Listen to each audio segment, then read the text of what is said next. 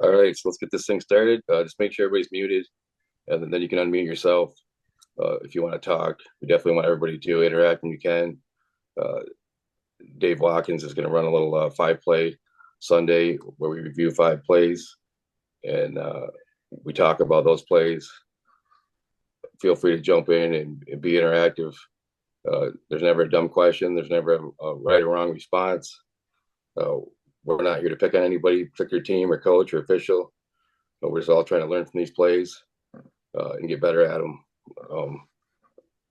My name is Don Crossman. I'm the NSOS signer, Great Lakes. We're here for the Traverse City region. Barb Beckett's also on this call. We work together throughout the winter in basketball on a signing for about 30 schools. As your signer, we strive to get everyone equal balance of quality and quantity. We use a three-tier system based on availability and skill set. The top tier would be 70-30, the better games, as opposed to the not as good games. The middle tier would be 50-50, a little bit of each, and hoping to get up to the second tier, the top tier, the 70-30. And then the third tier is the 30-70. 30.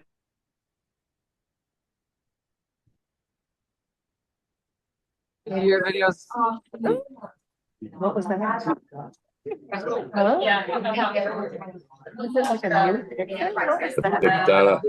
Donna, Don froze up for a second. Yeah, Donna, you got to mute, or maybe or Dave can mute him. Yeah, we're good. Thank you. So that's kind of our philosophy on how we assign these games to that three-tier system. The only other thing I would add is try to look the part, get new uniforms, clean your shoes, look sharp out there. You only have one chance to make a first impression. We should all try to inspire to improve our level of play, our quality and quantity of games. But with that said, you have to make an effort on your side too. To be fair, it's our responsibility. To be honest with you, this is what this is what you may need to do. For example, get better to move up, or potentially not fall behind, because we're obviously looking for everybody to improve and get better, but we both have to share in that responsibility. So that's really all I have on signing.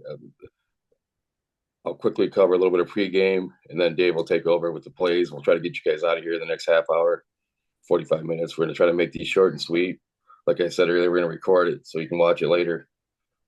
There's really no credit for this or anything. It's not for Megs or anything. It's just us getting together on a Sunday night, preparing a little bit for basketball here the next 3 or 4 months. We're going to try to do these every Sunday. If there's a conflict with any kind of other training, obviously we'll skip and we'll do it the next Sunday. But we're going to try to get 8 or 10 of these in the next few years, or the next few months, I should say.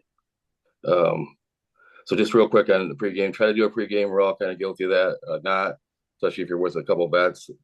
But if you have a young guy that's on your crew that night, they're really reached out to us and told us they really would like to do pre-games. They feel like a little intimidated, by starting them out. If they want to engage in a pre-game, let them engage, and just hear them out, listen to them. If you're the R and you're about, try to give that R up in the JV game to one of the newer guys. Take the varsity R. If you do take the R, you do have the option of handing off the toss. If you're not comfortable tossing, that's fine. You can still be the R, but you do have the option to give it up. And just remember that, it's all about the 10 players on the court, right? We don't care about the past. We don't care about the coach. What happened 2 months ago, 2 years ago, 5 years ago, right? We had an issue with a cocky player last year. Every game we start fresh, 10 kids on the court. We don't care about what fans think, what coaches think. And I've really worked hard myself just to realize that and go into that game with that mindset. Like, all I care about is these 10 kids on the court. And if there is issues outside of this court with adults that aren't acting like adults, we have protocols in place to take care of that. And you have to draw your line in the sand and take care of those. And don't let them abuse you, right, or any of that stuff. But just know going in, have that open mind and just saying, you know what, all I care about is these 10 kids right now. And may not be a big game in your eyes, but it's always a big game in their eyes, right? And I always like to say three things, right? Be a scholar, get in that book, know that book, so you can say 100% coach, this is what it is by rule. Number two, it's a kid's game. Take the game very serious, but don't take yourself too serious. And number three, have skin of a rhino. And if you can jot those three things down and do those three things, you'll have success in this profession. So with that, I'm going to pass it off to Dave, and we'll start covering some plays. Okay, let's share the screen.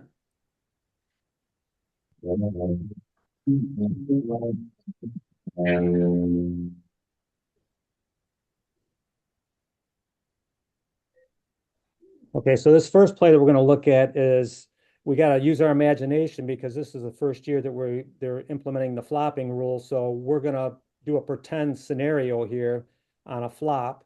So take a close look here, and we'll break this down, and we're going to walk through the different steps that you have to do on this. So this is going to happen to all of us, where we're going to have this call, and it's better to walk through it, see it, and walk through it in your mind. So when it does happen on the court, you'll be better prepared to sort this out, because none of us have had practice at this. So let's take a look at this play.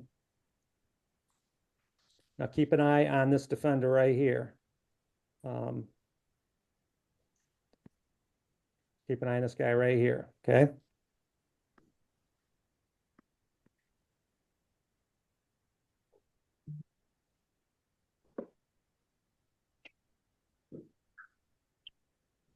Okay, everybody got an eye on him?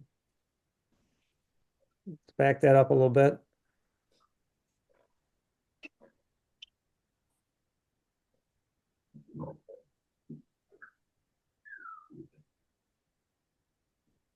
Okay, so let's just back this up and let's do a little pretending on this. Did anybody see contact? Is that, number one, is that a foul?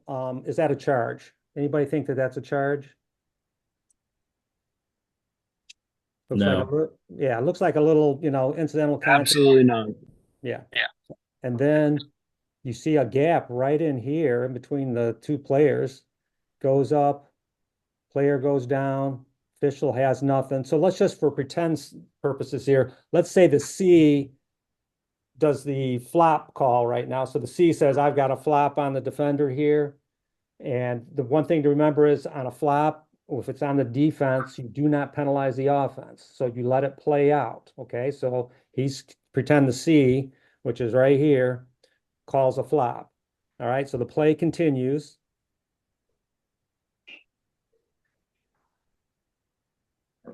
We got a foul, basket goes in. Okay. So now we got a flop signal. Everybody in the house knows there's a flop signal. At some point, everybody will get used to it. But now, how do we sort this out? We just had a foul, so the play is dead. So it's kind of, we've talked about this in our earlier meetings, but it's kind of counterintuitive. But the flop is the last thing you're going to report. So the league called the foul. Okay, so we go back. He calls the foul right here. Basket goes in. Does a nice job of staying with it, watches it, counts the basket. Okay, so he comes over, reports it. And then after he reports it, we have to determine right now at this point in the game, let's go with the fact that let's say this is the first warning. Let's say this is our first flop. How do we sort it out? Okay, you're always going to report the foul first. Okay, so the foul is reported. Then the C would come over and report the flop. Now he's not really doing that in this, but just pretend as if he's going over to report the flop. Okay. Now what do we do? Okay, this was a warning. All right. What's the procedure from here? Anybody want to chime in and tell us what we would do from here? The basket went in and was good. This is the first warning for a flop. What do we do now? Shoot the free throw. Yeah, shoot the free throw. So now it's business as usual at this point because it was just a warning. It's recorded in the book. Make sure the scorekeepers this year. This is new for them, so you gotta be very clear and very make sure you verbalize it to where they can understand exactly what you're calling in case they miss the signal and don't understand it fully. So yeah, you're just playing business as usual. Okay. Now back it up again. Let's say it was a second flopping, and now it becomes a technical foul. Who would like to help sort us out from that? Once again, it starts out the same. You report the foul, then you report the flop. Now what do we do? Can anybody walk us through what we would do next? Yeah, so what we're going to do is when we report for the technical, we are going to make sure that the table also has that as a team foul. Yeah. Then we are going to shoot the free throw with the lane cleared.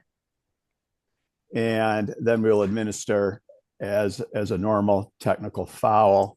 One thing I was thinking about on this particular play is if we're going to be coming in reporting a warning or a technical, make sure you take your time going over, because depending upon the temperature of the game, you may have just one official there watching all those players. So wait for the first official to report, keep your eye on the players, and then go over and report when he's done. So that's my 2 cents, right or wrong. Great tip, Mike.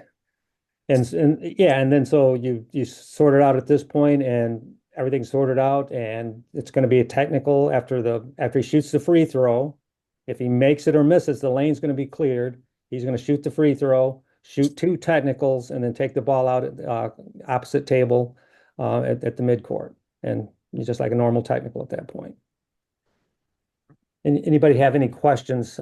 Anything they would like to add to that? Anything that's of interest to you? What if you had a second flop on the same possession? That's a great question. And a second flop, I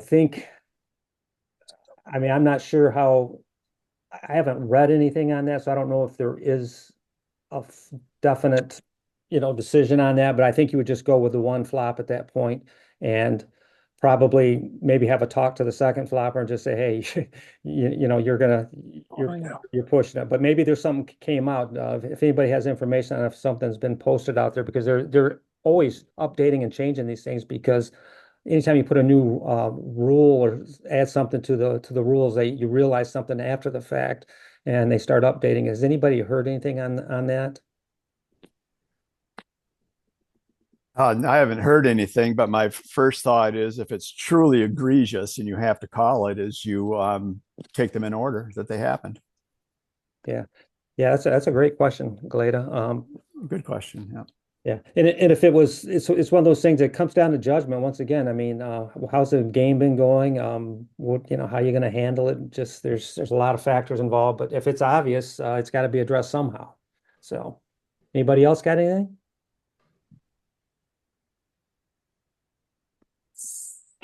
Okay, so let's play it on through here. I'm just going to speed this up just to save us some time. So just keep in mind, this is kind of explaining what happened here by rule. I'm not going to read it to you, but everyone has seen this. If you've been to any of the meetings, this has been out there. So let's watch this in slow motion now.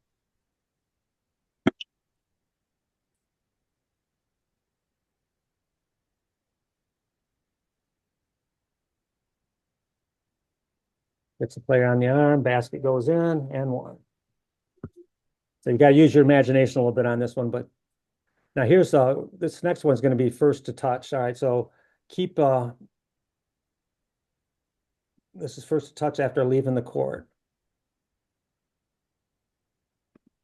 So keep an eye on this guy right here, number 11. Right here, keep an eye on him. That helps. Let me tell you.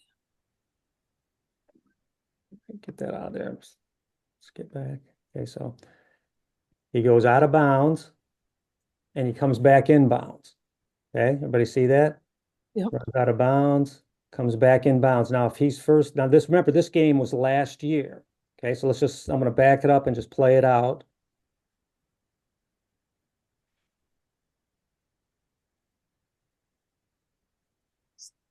Whistle blows it, going the other way. Was that the right call last year? Yeah. Yeah, that's the right call because Yeah.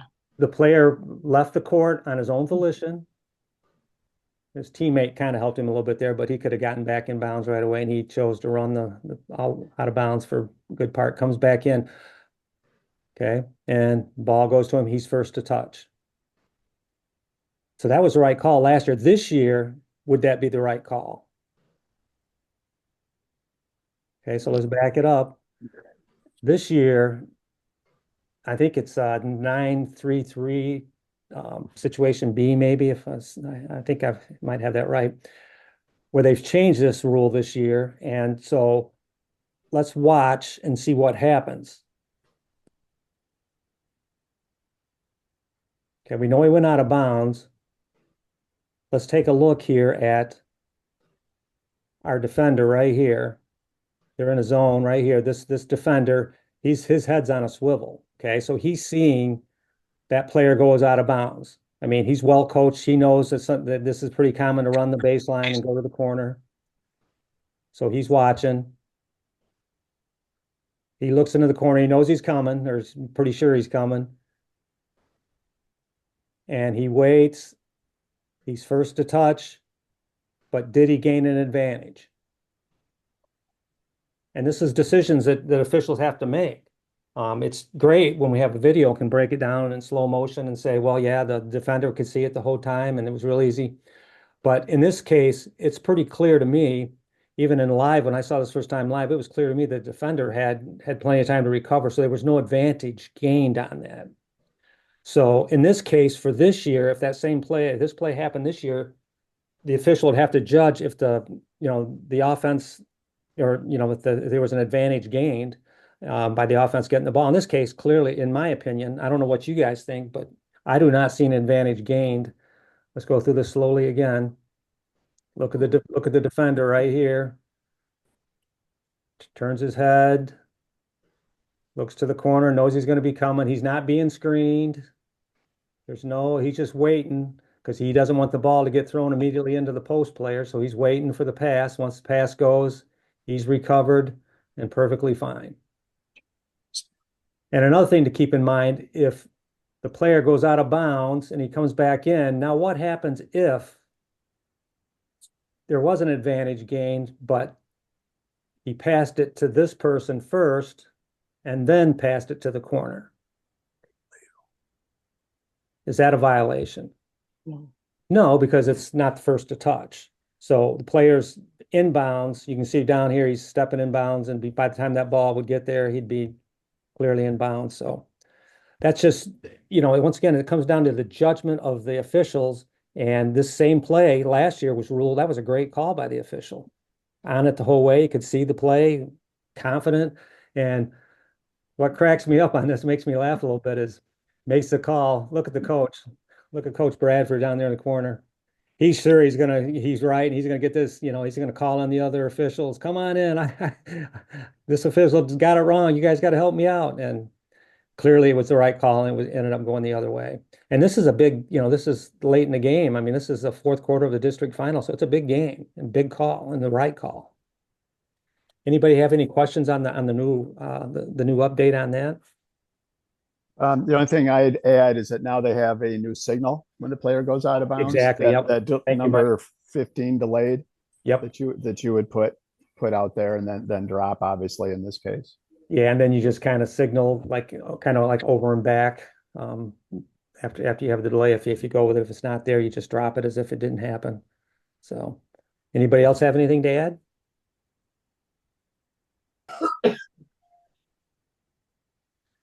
And here's the situation. Yeah, it's 9-3-3 situation B. So here it is. That I think Glada brought that up at our meeting, and that's just it's one of those things that they snuck in there, and you have to process it through your head a few times to fully understand what they're asking and what they're looking for. But that's what's going on with that one. Okay, so now here's a flopping on the offense. Okay, so now we're switching gears from defense to offense. And let's take a look at this one. We'll just watch it live and then back it up.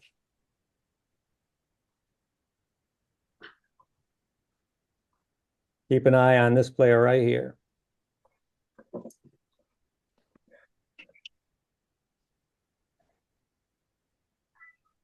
Okay, so let's just back this up. What did you notice on that? What stood out to you when you saw it for the first time? Anything jump out at you? Let's watch it again.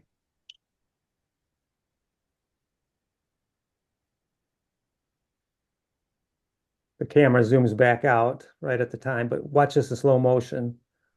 The official calls a foul. So let's just, for training purposes here, let's say he didn't call a foul. What did you notice about the offensive player? His head jerked back. Yeah, this is exactly what they're talking about. That snapping in the head back, popping the head, bobbing the head back like you're, trying to draw. It looks to me, now I'm not questioning the official because he clearly has a better look than I would have, but it looks to me like the player got blocked. It looks to me, if you look closely here, it looks like if you look at the ball right here, it looks like his hand's right on the ball. He's getting ball. And then he knew the shot was blocked, so he snaps his head back as if he was hitting the head, and then the official reacts. And look at the player right here, typical, watch the player now. He's come on, I got all ball, I blocked that. And so it's just one of those things to remember. Once again, if it's on the offense, how do we handle it versus how do we handle it on the defense? Can anybody walk us through how to handle if it's on the offense? And let's say this was the first time. Kill him. How would we walk through this? If it's the first time, is it a technical or is it a warning or what do we do on the Warning. Warning. It's a warning. Okay. Now what happens? The team gets the ball. Who gets the ball? Defense. You blow it dead right away and it's possession arrow if he shot it. If he shot it. Okay, so let's back that up. Okay, so has the official called the foul yet? Nope. Has he called it yet? Shots released. There's the foul. So it's clearly a shot. Ball's in the air. Who has team possession? Nobody. So that's why Glada was saying it goes to the alternating possession. So whoever has the possession at that possession arrow will get the ball. Now, where does the ball go out of bounds? Where do we take the ball out of bounds? One of the four spots. Yeah, close nearest to where the infraction occurred. So I could be wrong with this, but I would think that we're going to take it out at the 28-foot mark if it stays with the offense over here, or if it's the defense, pretty much same spot, straight, it's nearest, it's not one of the nearest spots. It's just, you're just taking it out like you normally would, nearest to where where the infraction occurred going the other way. So anybody disagree with that? And it's not any spot on the court, any of the four spots on the court. If the offense retains it, it's nearest one of those four spots. So whichever it's nearest when the violation occurs is where it goes out of bounds.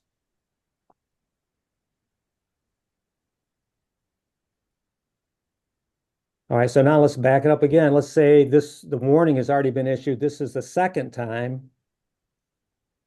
And of course, on the first one, if it's just a warning, we take it out of bounds. So we got that cleared up. So now what happens? It becomes a technical foul. Technical foul on the offense. So somebody walk us through how we handle this from here on this point. Once the whistle is blown for a flop, not a foul, pretend that foul did not occur. This is just a flop. And the whistle was blown right away. He's coming in, not to report a foul, but to report the second flop. How would he do it? What's the procedure at this point?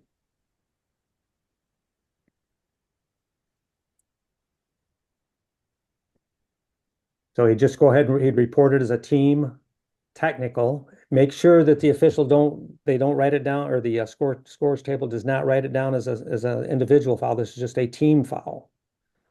And then the other team, the defensive team, would become the offensive team. Now they'd get the ball at the midcourt line at half court going the other way. And that's how you would resolve that on the offense. Any questions on that one? Just one thing maybe you covered it, Dave, and I had stepped out, but when we report the warning, something to maybe cover in pregame with the table is that this warning is separate than the warnings in 447. So you can have a warning for delay a game for stepping over the line on an inbound, and this is a separate warning to be in the book. Exactly. Great point, Mike. And that's going to be new to a lot of the scorers who Right. who even had trouble with the old sometimes. Yep. Get confused and think it's a delay a game warning when it's a flopping warning, which is totally separate of the delay a game warning. Excellent. Anything else? Are we going to cover flopping by a non-shooter?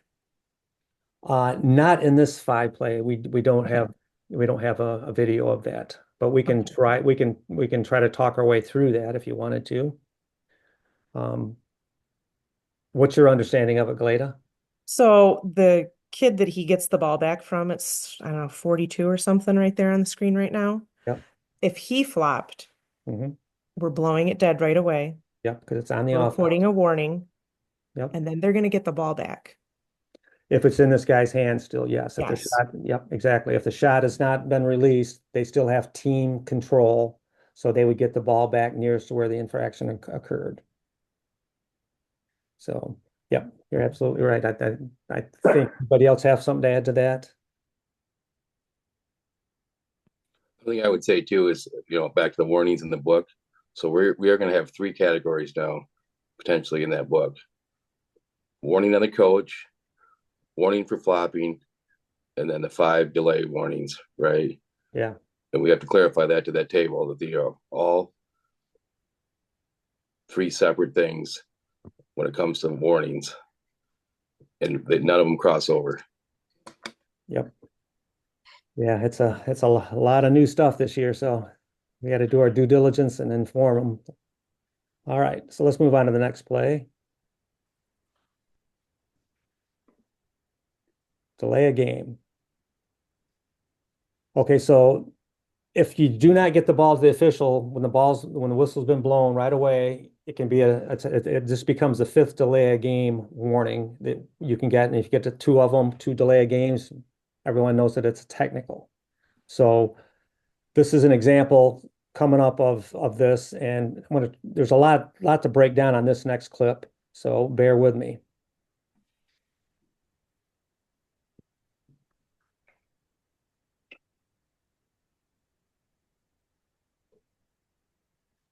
Okay, so keep your eye on the ball handler currently.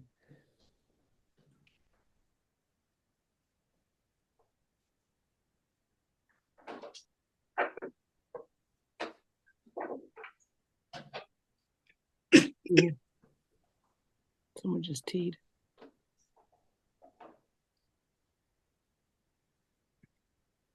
Okay, so now let's just back this up a little bit and break down what, because there's a lot to look at on this, a lot of stuff a lot of takeaways on this.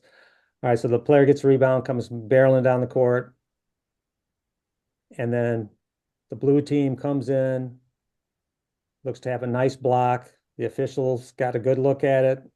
Stay in here and watch blue right now. Watch what happens after the block. Look at the blue player, and then she turns and looks. White's got her head down. Blue clearly says something. Official sees it right away. And for newer officials, you have to stay with the play. When that whistle blows, you got to come alive when the ball's dead, because this is when stuff like this begins to happen. And so blue says something. White very quickly reacts. The official gets the second tee real quick. Official in the C slot comes over, intervenes, asks for the basketball. Clearly looking to get the ball. And what does the player do? Okay, now this is from last year. What would you do if that happened in your game? Somebody chime in and help us out here. We got the 2 tees already. And what would you do?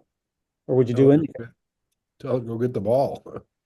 Tell her to go get the ball? Okay. I tell her to go get the ball. Get the ball, at least a warning. So a warning for what? Delay again. For not Delay. for a delay, for not handing the ball to the official. Yeah. The only real, there's really, I mean, you could say that it's not an official warning, I don't believe at this point. The only thing you can really do is, the only thing that you could do is give a technical here if you really want. I mean, you could talk to her certainly and ask her to get the ball. That wouldn't be a bad thing by any stretch. But by rule, if you wanted to do something come down heavy, the only thing you can do by rule is give her a technical at this point. And the best thing in my mind would be you skip the technical, because who started this whole mess? Was it the white team or the blue team? Blue. The blue did. And if you slap a technical on her, and you certainly could, I mean, she was disrespectful, threw the ball to where she thought it would be inbounded. And, you know, at best, that's what you could say to try to, you know, understand her side. Was that personal to the official? You know, was she taking it out on the official? No, she was just frustrated with the whole thing that happened. It wasn't about the official. But if the official slaps a technical on her, now she is out of the game because that's her second tee. She just got, you know, she's going to be disqualified. Then she's going to set out the next game, all because the blue team started it. So that's a layer that you know, newer officials, as you do more games, you start to understand the consequences of calls. And here, certainly, if you take that personal as an official and get mad and say, "Well, I'll show you," you have the power of hitting her with a tee. And that would definitely, you know, can't really argue with it. She's being disrespectful. That's unsportsmanlike. Yeah, And Dave, I agree with you. I would not give another tee in that situation. I might have a little word with her. I would have her get the Yep. ball, or her teammate, and I would have a little word with her right yep, yep. So it's just an example of, you know, yeah, you can do that, but just be careful, because you got to understand the consequences, because she just got teed. She's frustrated. It's not about the official. She's not mad at me. I didn't make the call on that. She's just frustrated and mad at that player. Who knows what was said? Clearly, it irritated her. But let's just look at some good habits of the officiating crew here. So when the ball went out of bounds, the lead official that made the call stays with the play. And no hesitation, right over there. Boom, boom. Saw it, no doubt about it. The other official comes in. Now we got a heated situation, so should all three The girl officials sets come running in the white girl. and get in the middle of this? No, one The official probably stay sets up. wide. And we have an official out here staying, getting the big picture, just in case something happens. Okay. And so how many players are accounted for right now? We got 2, 4, 6, 8. And there's a 9. So they're all accounted for at this point, other than the 10th one. And it, you know, it's going to be hard to get in trouble by yourself. And so then what does the crew do? A little dance out there, maybe? You know, get to your bench. This is not a typical thing you see every game. So now let's make sure we get this right. And even more importantly, getting it right is you give the team a chance to cool down.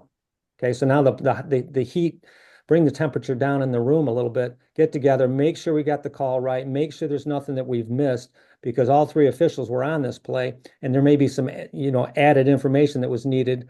And in this case, what do we have? We have a double technical on dead ball. Nobody's going to shoot. We're going to take the ball out of bounds at the point of interruption, which would be under the basket right where it happened. Oh, I didn't know there was 2 technicals. Yeah, so there were 2 tees on that. So if we go back, you can see ball goes out of bounds, 1 tee. The reaction by White now gets second tee.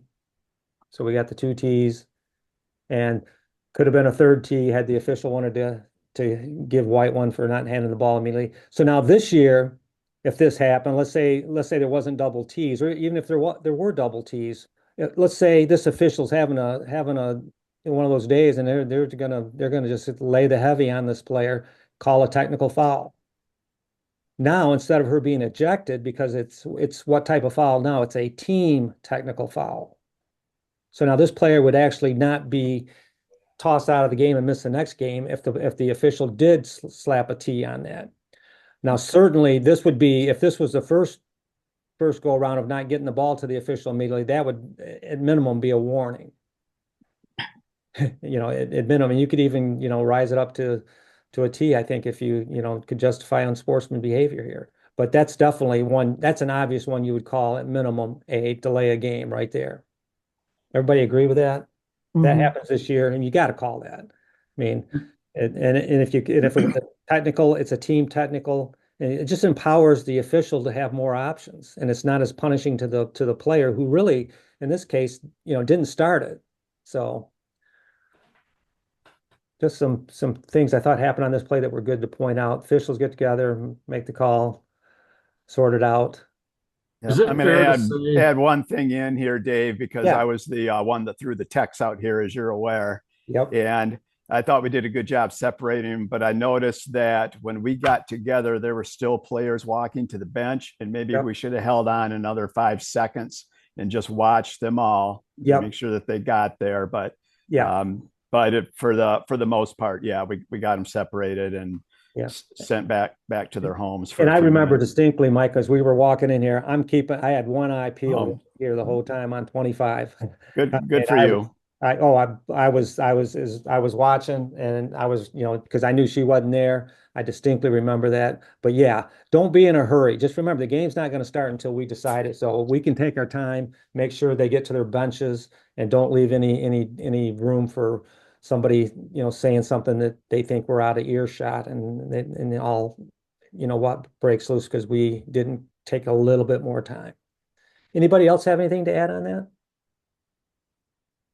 I was just going to say, is it kind of a fair assumption that the difference in, taking that personally directed towards an official or, that is the fact that she didn't seem to be looking at anybody. It doesn't even appear that maybe she even saw that the ball was being asked for, as opposed to looking at you and tossing it.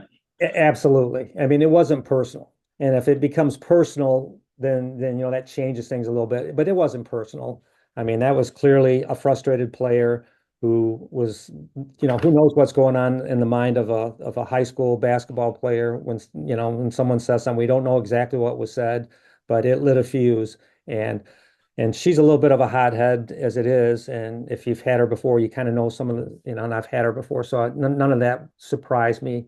And it wasn't about the official. It was just about frustration. So, yeah. And you could tell she wasn't looking directly at the official. She was just frustrated and doing what frustrated players do. Anything else before we move on? Okay, so the next play is you know, going the wrong way here. Let's go speed this up.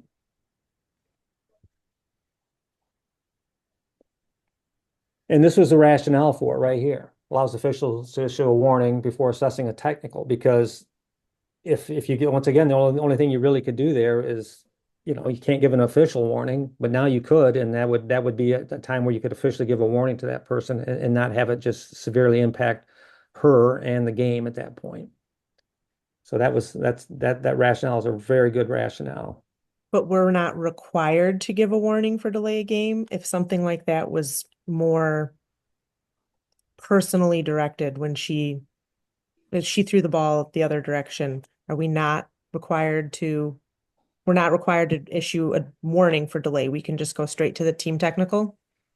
If it was in my mind, now there may be some varying opinions on this, and I'm not sure that I'm right on this by any means, but if it's egregious enough to where it's, it's unsportsmanlike to the degree of, showing up an official or trying, whatever, that you could go right to a technical, not for, not handing you the ball, but for unsportsmanlike behavior.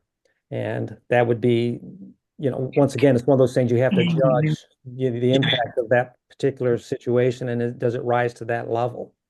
So, but you definitely will have to give a warning for delay a game at minimum on that. You have to, because she clearly didn't give the ball. So now the rule has been changed to where they must give you the ball upon the whistle blowing, get it to the nearest official right away. So, and then this next play kind of goes into, before we go on to the next play, just remember now there's 5 different violations for delay a game now.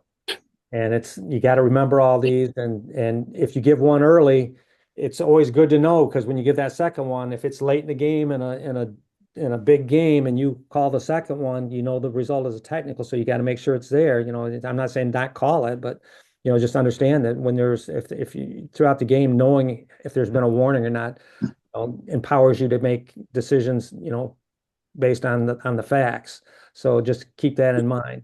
So there's 5 of them now, and there they are. I'm not going to read them, but those are the 5 delay of game warnings.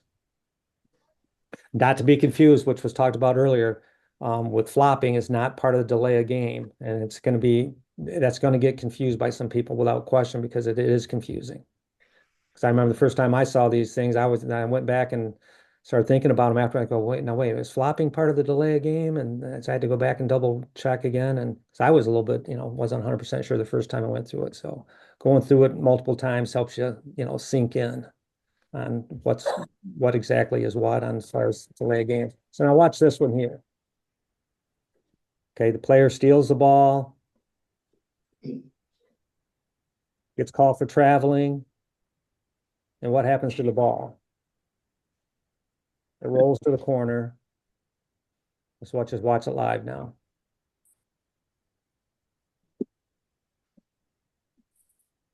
Okay, so the question is would that be considered a player not getting the ball to you immediately after the whistle?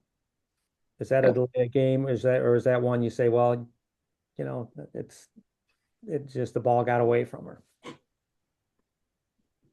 Let's look at it again. Just watch it live again.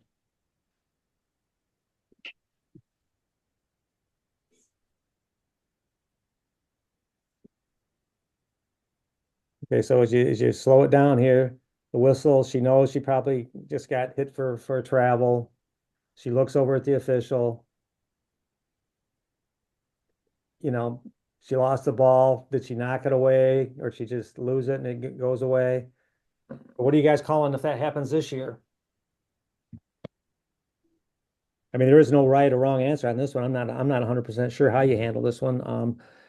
Did she do it on purpose or did it just get away from her? And is she required to go get it? And would we give her delay a game warning if she doesn't go get it? What do you guys think? I would just ask somebody to go get the ball because the intent wasn't that she, um, it, it happened while the ball was either mishandled and got away from her. It definitely wasn't like she didn't throw it in the corner. Right, right. Yeah, so you could go tell this would be to me, this would be one of those times you would say, someone's probably else is going to get the ball. There could be an administrator down there towards the end or someone in the stands come out real quick and just get the ball back to so the ball is going to get back to the official pretty quick. I think this would be one of those times where you go and talk to her and say, hey, this could be an official delay a game warning if you do this again, so be careful. But then again, you can't fault an official for calling it too, because if it she didn't get the ball right away, but she didn't really have control of it either. So, that's to me, you don't go looking for things to call in this situation. They present themselves and they're obvious, and you make the call, and it's easy. This one's a little tricky to me. You could talk to her and say, hey, next time, make sure you go get that ball and get it back to me because that'll be a delay game warning.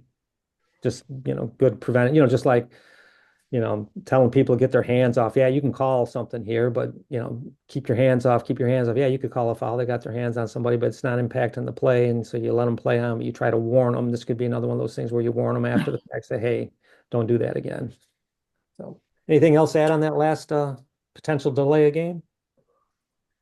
And another thing for any younger officials out there, the last thing you want to do, and I was guilty of this when I first started fishing, man, I'm glad there wasn't a lot of tape back in the day because I would go and get the ball. My first inclination is to go get the basketball. So think back to when we had that heated out of bounds play when the player didn't hand the ball to the official. If the official goes and gets that basketball, you leave that hothead unattended, who knows what's going to happen? The ball will get its way back to you. The game is not going to start until you inbound, give it to the player to inbound. Somebody will get that ball. Don't ever go get the basketball. And I'm not talking about just bend over and take a step and get it, something like that, but you don't turn your back on the play and go into the coffin corner to grab the basketball. A player will go get it and get it for you. And now with this new rule, they're going to learn real quick that they need to get it too. They'll probably be handing it to you before you're ready for it now because of this new rule, because the word will get out. All right, here's the last one. I'm just going to let this run through. Little fun one, kind of.